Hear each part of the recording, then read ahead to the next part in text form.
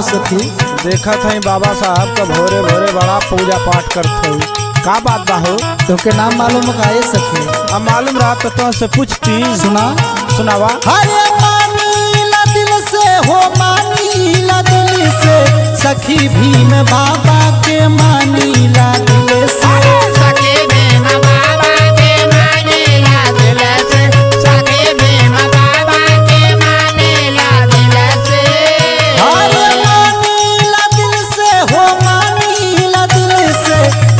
भीम बाबा के मानीला दिल से। सखी भीम बाबा के मानीला दिल से। सखी भीम बाबा के मानीला दिल से। जानलू है सखी? हाँ हो।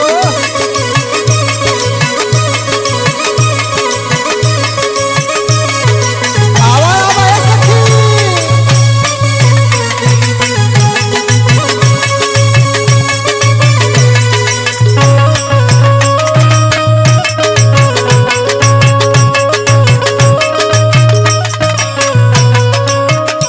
ए सखी का हो?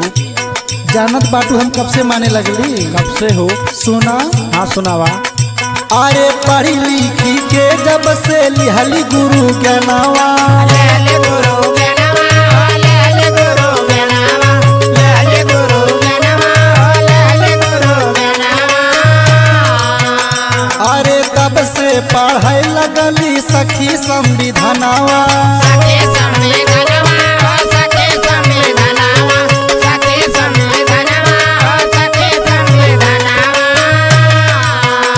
अरे वो नहीं के बात करे सबही से मिल के सखी भीम बाबा के मानीला दिल से। सखी भीम बाबा के मानीला दिल से। सखी भीम बाबा के मानीला दिल से। आए मानीला दिल से, मानीला दिल से, हो मानीला दिल से। सखी भीम बाबा के मानीला दिल से। सखी भीम बाबा के मानीला दिल से। ए सखी का हो? जानत बाटू हम काहे बाबा साहब कितना मानीला? काहे हो? जब हमनी के समाज इतना सतावल जात रहे वह समय पे बाबा साहब हमनी के भगवान बन के आई रहले हो। अच्छा सुना सुनावा। हम हन के खातिर भगवान बन के आइले। भगवान बन के आइले, भगवान बन के आइले, भगवान बन के आइले, भगवान बन के आइले। केहू ना कैले जवन कई के ऊ देखैले।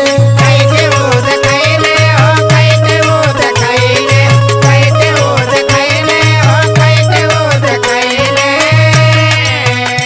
अरे वो नहीं के देन बाट सब मिला जुल के, वो नहीं के देन बाट सब मिला जुल के सखी भीम बाबा